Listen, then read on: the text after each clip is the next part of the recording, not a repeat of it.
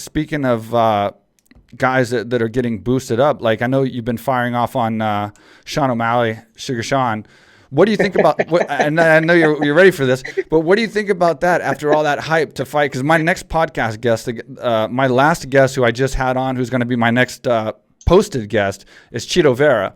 And obviously, I have a couple questions about this that pertain to you. But what is your take on Sean now and like being so hyped and how he got so famous so fast without a real kind of gut check like he just had? And not to bag on him or anything, but just that was kind of a gut check, and he kind of failed, and he's lost a lot of his. Right. But you don't have to bag on him.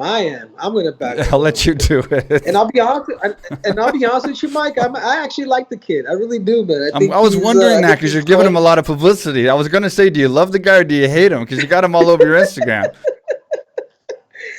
In some way, I'm like hating on him, but in some way, I like him. And I'm not against his fighting ability for sure. I'm weird like that. But I honestly, I wish the kid the best. But I also think that he thinks he's better than what he really is.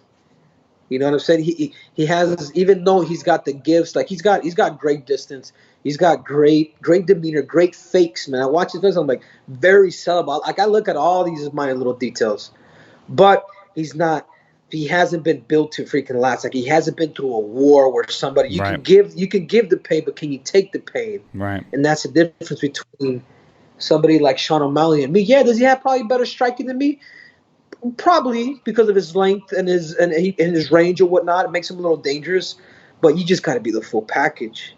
You know what I'm saying? Yeah. And it's ironic that you're gonna have Chito Vera on your thing. And right before he fought Sean O'Malley, I'm like, hey, listen, dude. I sent him a message. We're not even friends, man, but we have a lot of friends in common.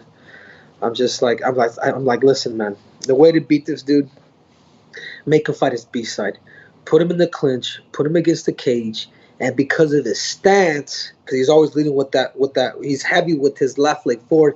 I said, smoke the hands and take out the fucking kicks. Yeah, smoke the hands and just fasten that front kick, that cap kick, because it's been taking everybody out. And it's happened to me with Dimitri. This is why I kind of went from the karate stance to a little more neutral, because people were catching on to it a little bit too much. Yeah. So I sent a message. We talked a little bit. We chatted. I'm just like, hey, man, I said it in Spanish like this, and you probably don't know me. And he answered me right away. He's like, man, that's good to hear from you, champ. You know, it means a lot to me. So I didn't give him the game plan because I think they already had that down. But I kind of, when somebody's able to tell you and convey it to you, it just assures it to you so much better when you fight. You know what I'm saying? Which you got to have it here when you fight.